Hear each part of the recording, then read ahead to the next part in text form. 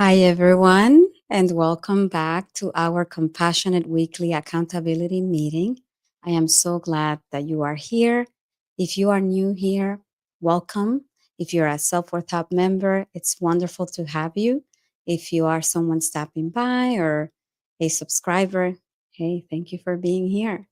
I am Karina Aybar-Jacobs, and I am a licensed therapist and coach, and I help women heal the trauma of parentification, complex trauma, and growing up with emotionally immature parents so that you can heal your inner child, embrace your self worth, and live up on unapologetically. Tongue twist there.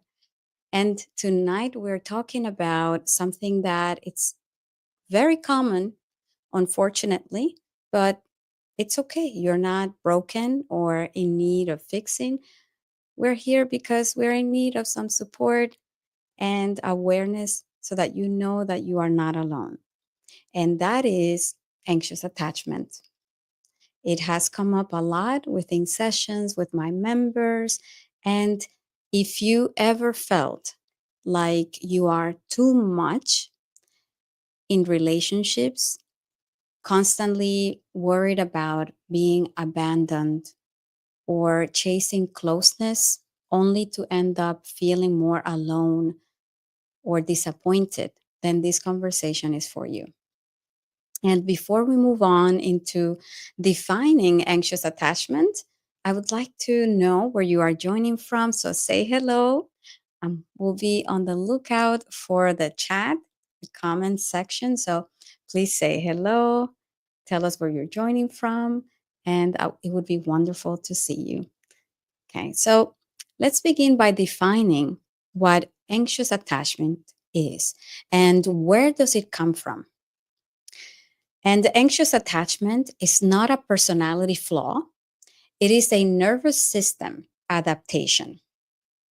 It is how your inner child learned to survive in an emotionally unpredictable environment. And in most cases, this attachment style forms when a child receives inconsistent emotional support. For example, sometimes their caregiver is present and attuned to their needs, but other times they're emotionally unavailable, distracted, or even rejecting. So the child can never fully relax into the certainty of safety. So they become hypervigilant, constantly scanning for signs of love and connection or abandonment. And I don't know if you've come across this video on the internet. I'm sure it's somewhere on YouTube. I've seen it in different platforms where there is this research from this mom and this child, and it is unbelievable. It is impressive how a baby can be so attuned to their mother's reactions, their facial expressions. So the baby was constantly scanning to see the mom's mood. I don't know if you come across that. Pardon me because I don't know exactly what the video is called, but it's quite interesting and so telling that attachment forms depending on our attunement and how much our caretakers, our caregivers, our parents were in touch with our needs. And as adults, people with anxious attachment often feel like they are walking on a tightrope in relationships, trying to decode their partner's every move, fearing emotional distance, and working overtime, basically, to maintain closeness. So their nervous system is wired to believe if I am not constantly proving my worth, then I will be left. For instance, someone can call you, or should I say, you may call your partner or someone, and if they don't respond right away, instead of thinking they're busy, you may assume that they don't want to talk to you anymore. Maybe I did something wrong, that they're not responsive, they don't care about me. Or you are constantly asking, like, do you love me? Like, oh, do you care about me? Do you think this? Do you think I'm beautiful? Um, and you'd be surprised. You can be very highly independent, but in intimate relationships, you may be anxiously attached. And that's okay because we're multidimensional. And I want to emphasize that this does not discriminate. It has to do more with your attachment as a child. And I want to give you some signs that you might have anxious attachment. So let's get practical a bit. So here are some signs that may be showing up for you. For instance, you obsess over your partner's moods, texts, or silence. You may over communicate, seeking constant reassurance, but never really feeling soothed. You might test your partner's love, but struggle to trust their affection. You fear being alone, even in moments of brief disconnection, as I mentioned, like not receiving a call right away or a text message right away, a response. It can trigger these abandonment wounds that are a core wound that has nothing to do with the current relationship, but that not getting a text back right away may trigger these abandonment wounds. Also, you may display intense emotions, not to manipulate, but to be seen, to feel real to someone. You also may unconsciously believe that love means someone rescuing you and that being merged equals being safe. Does that sound familiar? Because you're not alone in this. And when we are anxiously attached, sometimes we may be prone to creating codependency because we're constantly, we may be perceived as clingy in a way, even though we don't intend to. It's just that we need constant reassurance. And sometimes our partner's quiet means quiet and not that they're being cruel and dismissive. It's just that they cope differently. And oftentimes we tend to attract emotionally avoidant or avoidantly attached partners.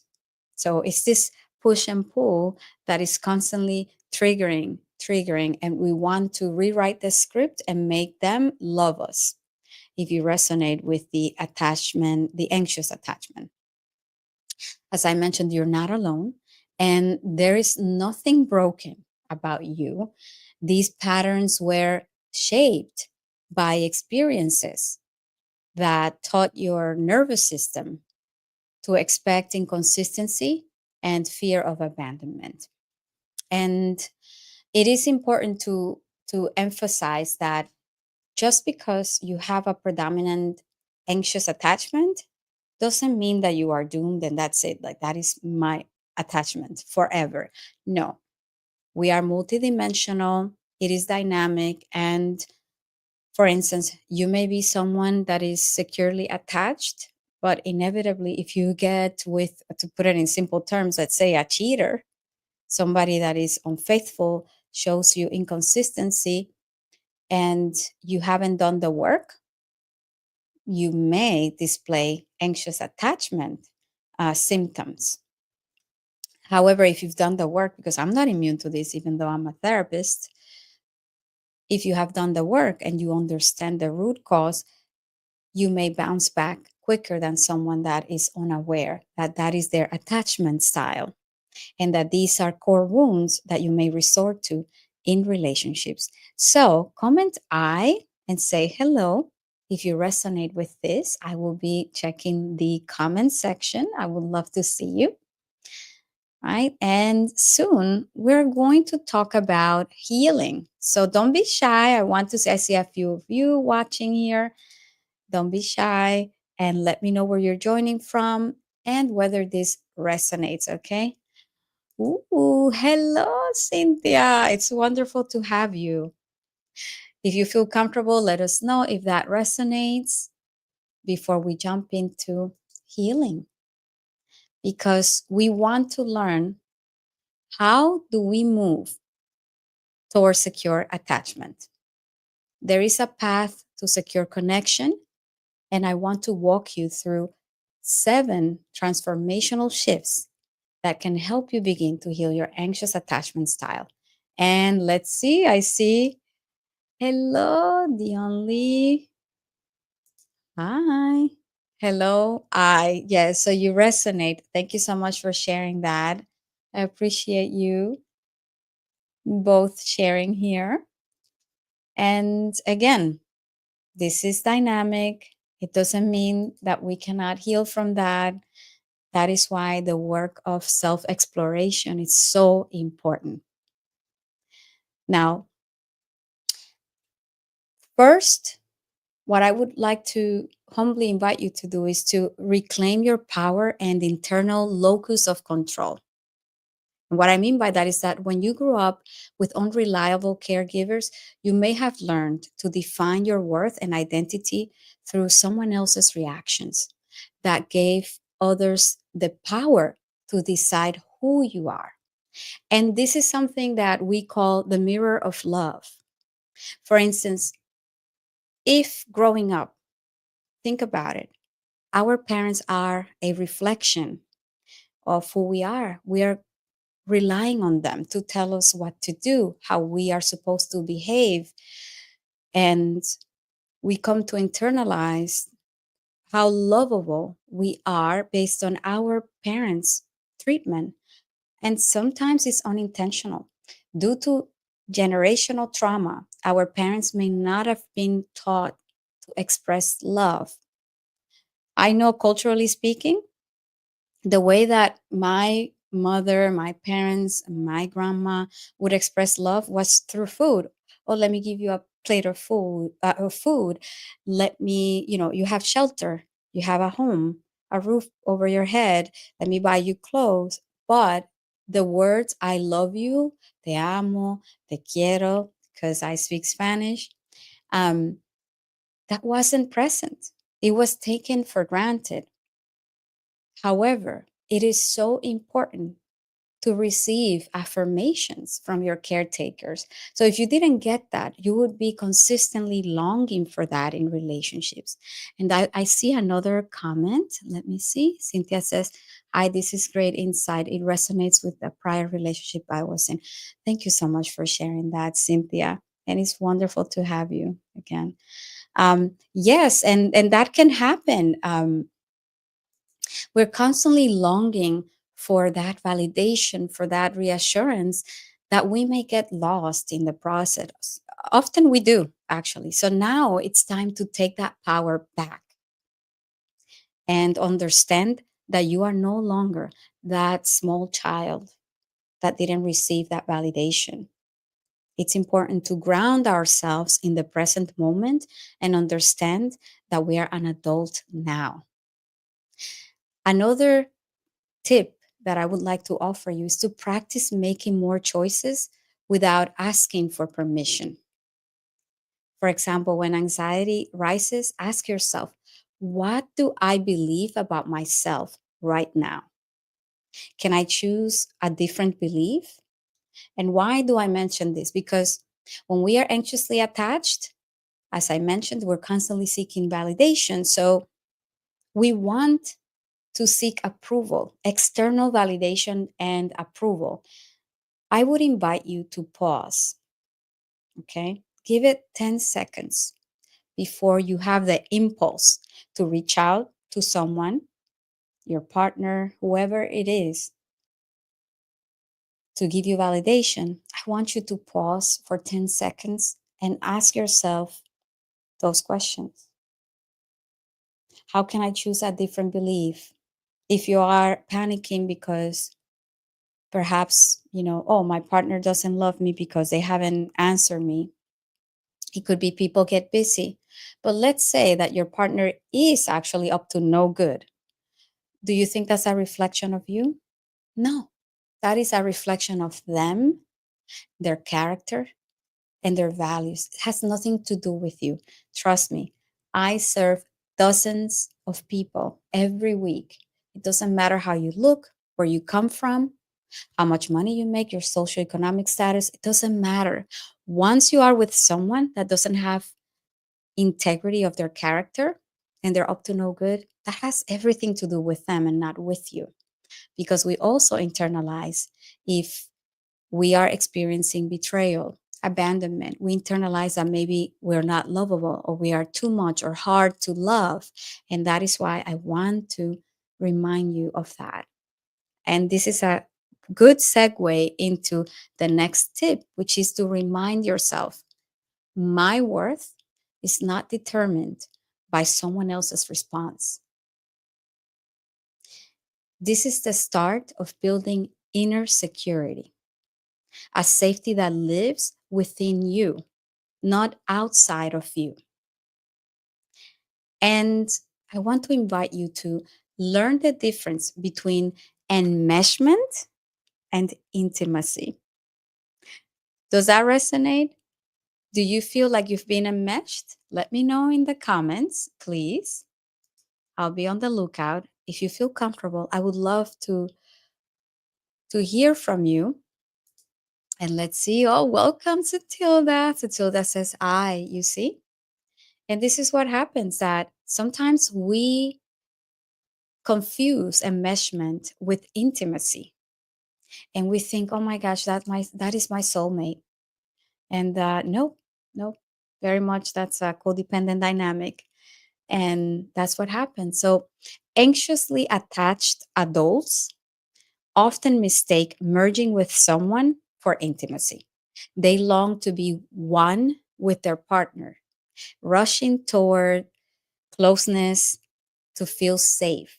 But that fusion can actually become suffocating and unsustainable. In fact, you skip different stages within the relationship versus allowing yourself to get to know that person and not fall in love with the potential, and also allowing them the opportunity to get to know you, not you proving yourself. So I want to challenge all of you here that if you resonate with this, that you challenge yourself to simply be, exist, and watch, because people who are genuinely interested in you and are emotionally mature would appreciate you. And if it's not a good fit, they would let you know in a mature way, and that's okay. Has nothing to do with you. And let's see. You said, Dion Lee says, can you tell us what is the difference? Absolutely. And we're getting into that. Thank you so much for asking. Because so true intimacy isn't about being the same, it is about being authentic and seen in your individuality. So let yourself be, and your partner have space to be whole. Emotional intimacy thrives when two people feel safe enough to be fully themselves, not when they collapse into one identity, which is what happens. It's like you immediately jump into um, canceling all plans with your friends, with your family, because you're so enmeshed with this person. You are constantly relying on that person's schedule versus your own and your own interest in order to go out. And this is a practical exercise that I want to give you. It's like when you're meeting someone, make sure that you fill your calendar with activities that bring you joy and that nurture your values and your interests. Because a telltale of codependent relationship is when you start to lose yourself in the process. All of a sudden, you start to forget your own interests, the fact that you had a goal, you wanted to take a course, you wanted to travel. But now that this person is here, all of a sudden, this person is at the epicenter of our life. And it's like, you didn't know this person a month or 6 months ago. So, how come now you're dropping everything? All of a sudden, you're isolated from your friends and family. All of a sudden, this person is determining even how you dress sometimes, and that is bordering an unhealthy dynamic. So pay attention to that. I hope, does that answer your question, Dion Lee? Let me know, please, in the comments. And another compassionate insight that I want to offer you is to redefine what solitude means. When you live with anxious attachment, solitude can feel like abandonment. So your inner child may panic when there is space or silence. But disconnection doesn't always mean rejection. I would like to humbly invite you to start creating gentle moments of solitude that feel nourishing. Practice self soothing when you are alone. What are you into? Are you into writing? Are you into singing? Are you into dancing? Can you nurture that? That is why the work of healing our inner child is so important. And I will link again my the link to my workbook, Healing the Inner Child workbook, below in the description after this live, for you to start nurturing your inner child if you haven't, as well as a meditation, because that's where it all starts. Do you have your own back? Are you showing up as a loving inner parent to your inner child? This is so important. So I want you to remind yourself, this moment of quiet doesn't mean that I'm being left. It means I'm safe enough to rest and entertain myself. And you will begin to expand your capacity to tolerate and enjoy space without fear. Okay, let's see the comments. Hi. Hey, Anicia. Yeah, hey, Anicia. Yes, you answer, and I can resonate. Thank you so much for sharing. I truly appreciate you. Thank you for being here. Thank you for the question. And another tip that I can offer you is to learn to self regulate, because many of us rely heavily on co regulation, looking to our partner to soothe us. And while healthy relationships include co regulating, it also becomes problematic when it is our only tool.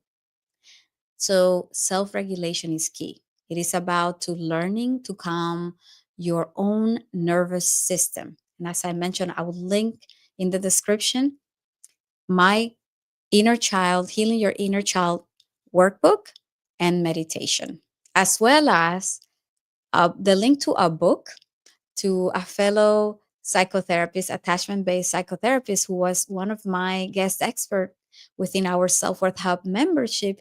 Her name is Sharice Cook, and she wrote a book, The Attachment Solution, which is very practical. I will link it in the description as well, so that you can check it out. It is very practical, very solution focused attachment healing book.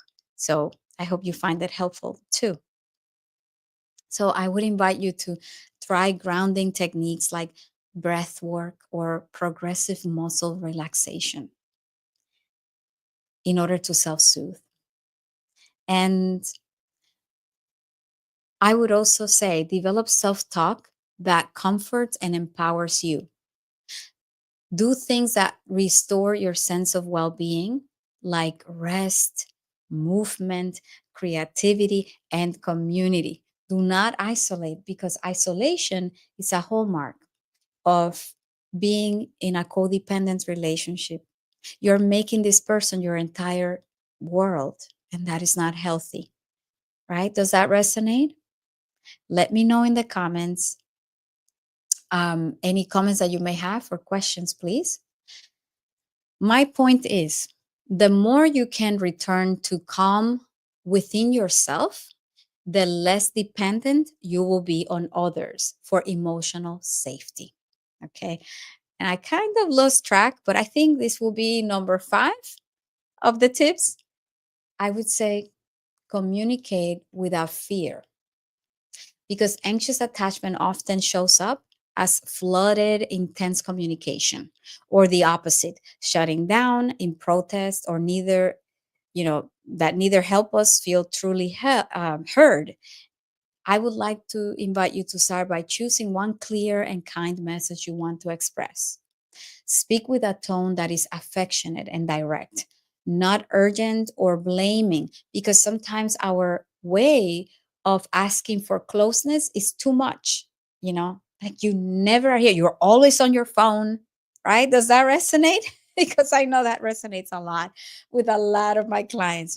So perhaps the way that you're asking for closeness is too direct, too aggressive, and that mm, triggers an emotionally avoidant person to be like, whoa, whoa, whoa, whoa, whoa, this person is trying to suffocate me. And sometimes the way that I'm more avoidantly attached copes is by having some space to process the dynamic, versus you as an anxiously attached person, you may just want validation right away. For instance, let's say that you're in an argument and you are an anxiously attached person. Perhaps you can ask your partner, if they're saying, I don't want to talk about this anymore, and they're walking away. Some fair fighting rules that you can establish is, when we're having an argument, right? After, not in the middle of the argument, but prior, when everything is fine, you're in a good position and you are just loving on each other and enjoying time regularly, establishing fair fighting rules. For instance, if we're arguing, let's set a rule that we will revisit the argument no more than 24 hours. So let's say your partner needs space, saying, listen, I'm getting very frustrated. I cannot talk about this anymore, but let's talk about it later tonight, or let's talk about it tomorrow, and follow through with those fair fighting rules, because at least you, as an anxiously attached person who needs validation or reassurance, you know that there's a time frame, there's a timeline for you to address that. And in that process, you should respect the space and not jump into following your partner around like, no, no, no, now you're going. No, it's like, okay, so are you telling me that we're going to address this? You're not just going to forget about it and pretend nothing happened, or you're not going to give me the silent treatment, because that's not healthy, right? So it's very important to communicate that you need the reassurance that we will revisit the conversation and have some fair fighting rules in place. Something else is like practice saying, I'm feeling anxious and I want to connect. Can we talk later? Instead of, you don't care about me, you never respond. Right? Does that make sense? Let me know in the comments. I'll be on the lookout, because healthy communication is a muscle and you can build it, but it takes time. You cannot expect to be an assertive person all of a sudden. All of a sudden, you're going to be like, I'm feeling anxious and I would like us to speak. Like, the way that you made me feel, or when you did this, it made me feel anxious.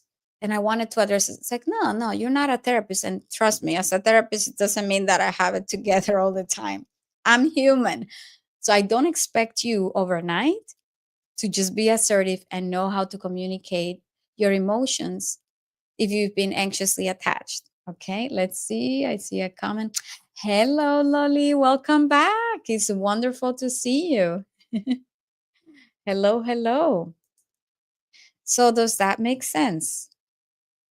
I hope it does. Let me know.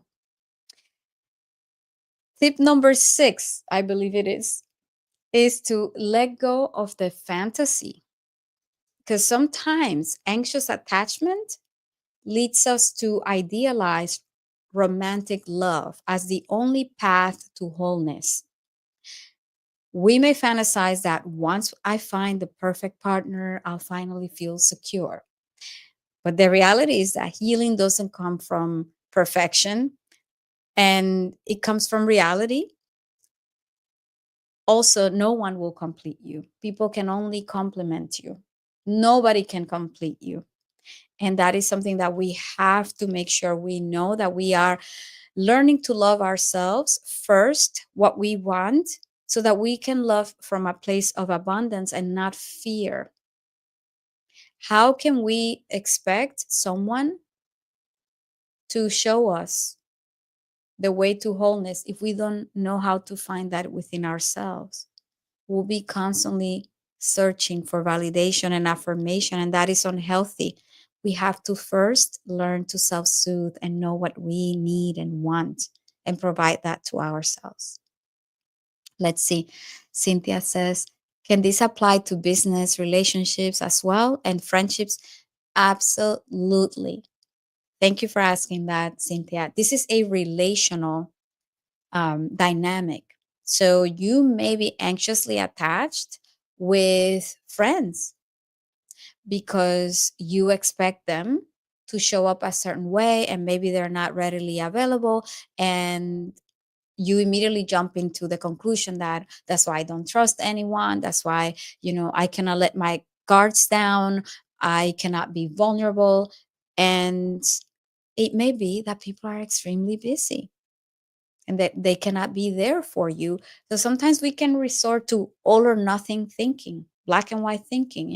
If they didn't respond on time, or let's say in business, right? I launched something, nobody responded. It was a terrible idea. Nobody liked what I have to put out there. Who do I think I am that I think that people are going to like this or listen to me, right? Imposter syndrome. And it's like, hey, how about you do the research and find out what are ways that you could communicate that maybe that resonated with people, or perhaps the way that you went about it, or the day that you launched a product, let's say, or you put yourself out there wasn't a good day based on research or people's behaviors for you to create that event or put that yourself out there. It doesn't mean that it was wrong or what you have to offer is bad. It's just we need to do a little bit more research and more time. So, yes, anxious attachment dynamics can show up in your career, in your friendships, and familial relationships. So, thank you so much for that question. Absolutely. And let's see. I want to encourage you to start exploring joy and fun, wholeness outside of your relationship. Let's engage in purposeful work, in creative outlets, in friendships, and in solitude. And another way that, as a formerly anxiously attached person, I can say community service was something that was key for me. I would just get involved in community service with boundaries because I am also a parentified daughter. So that can make you susceptible to being taken advantage of. So you don't want to like overgive to your detriment. With boundaries, engage in community service. If you sing, and I know some of you, shout out to Cynthia, who's a singer here. Um, Engage in your goals, write it down, make it visually available. Are you into dancing? Are you into painting? Anything, any creative outlet, or let's say you're justice oriented, are there community organizations that you can volunteer to so that you can also fill up your schedule and not just rely on this person to fulfill your needs? Anyone for that matter, not just your romantic partner. So when your life has multiple pillars of meaning, you stop asking one person to hold it all and to fulfill that for you. And finally, number 7, I believe, right? Am I keeping track? Am I saying this correct? I think this is number 7. Everyone in the comments, let me know. I would offer you the insight that I can offer you is to strengthen your self worth. Because at the core of anxious attachment is often a deeper wound. I am not enough. So, rebuilding self worth is not about ego, it's about truth, it's about really affirming your value through consistent self talk, affirmations, being loyal to yourself, And this past week, I engaged in a very insightful conversation with my Self Worth Hub members about self fidelity. If you are loyal to yourself, if you commit to something and you follow through, then you have proven to yourself that you are worthy, and you don't have to learn or wait for anyone to provide that to you. Okay? So take aligned actions. Ask yourself, what would I do if I trusted myself more today? Again, what would I do if I trusted myself more today? And notice when your inner critic is borrowing an old voice and showing up. And I would ask you to consciously choose to parent yourself with compassion instead. Because there will be a million things that can get in the way for you to not deliver on your own promise. Does that make sense? Right?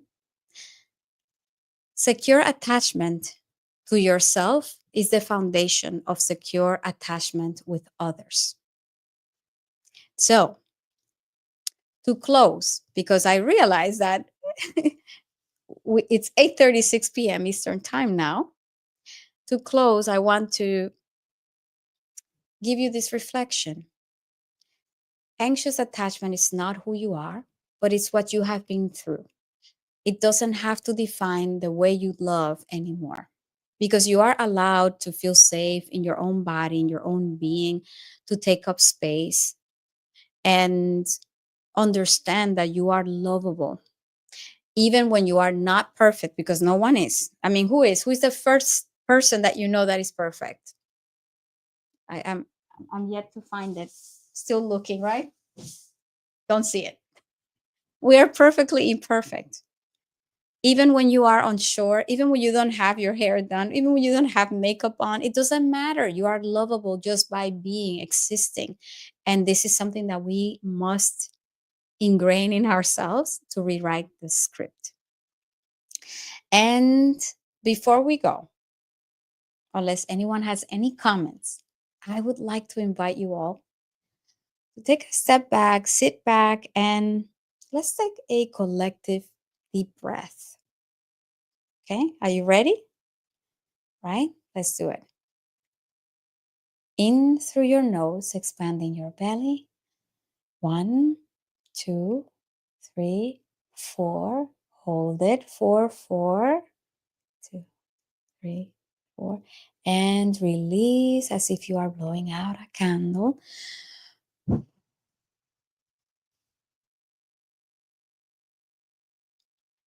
Place your hand over your heart and remind yourself that you are enough. You are lovable. You are beautiful. You are brilliant, just as you are. And I want to remind you to join me each week as we keep building your inner safety and outer boundaries and authentic self-worth together. So, don't forget that I would love to see you. If you haven't, please subscribe so that you do not miss any of our weekly videos and live streams. I am grateful for your trust, and please remember your resilience. Good night, everyone, and be on the lookout for that inner child workbook and meditation, as well as link to the book, The Attachment Solution. Good night, everyone. Take care. Thanks for being here.